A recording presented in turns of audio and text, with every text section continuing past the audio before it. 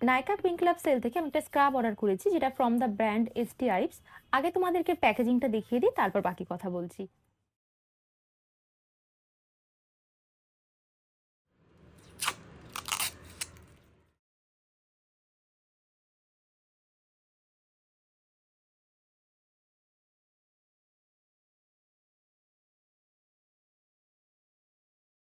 তো এটা from the brand St আইপসের gentle smoothing scrub and mask, অর্থাৎ একটাই প্রোডাক্ট, স্ক্রাব আর মাস্ক দুটোরই কাজ করবে। অলরেডি এই ব্র্যান্ডের একটা স্ক্রাব আমি আগে ইউজ করেছি, এখনও করি, ভীষণ ভালো এটা। তো এর আমি এই ভ্যারিয়েন্টটা ট্রাই করব একটাই কারণে, মানে এটা কিনেছি একটাই কারণে, স্ক্রাব অ্যান্ড মাস্ক এই ব্যাপারটা খুব আমার এক্সাইটিং লেগেছে, জিনিসটা কি দেখার জন্যই এটা আমি আজকে ট্রাই করব। এখন আমি এটা ইউজ করিনি, ভাবলাম তোমাদের সাথে আজকে আমি এর ফার্স্ট ইমপ্রেশন শেয়ার করব। তো চলো দেখা যাক প্রোডাক্টটা কিরকম। তো স্ক্রাবটা ইউজ করার আগে আমি আমার স্কিনটা একটু ভিজিয়ে এসেছি, এরপর আমি এটা ট্রাই করব। খুব হালকা স্মেল, নেই বললেই চলে।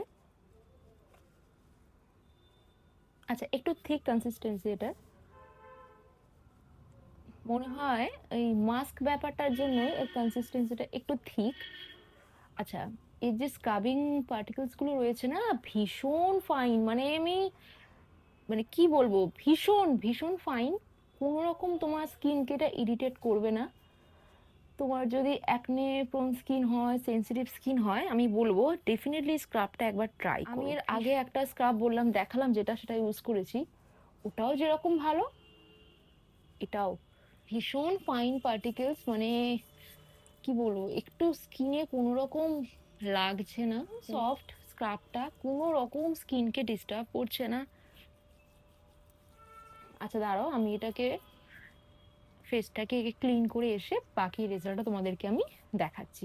আচ্ছা, ফেস আমি ক্লিন করে এসেছি, তো তোমাদেরকে এবার দেখাই, দেখো, মানে বিশ্বাস করে হাত দিচ্ছি, এত সফট লাগছে না, কি বলবো, ভীষণ ভালো, ভীষণ, মানে স্ক্রাব যদি হয় আমি তো বলবো এই রকমই হওয়া উচিত।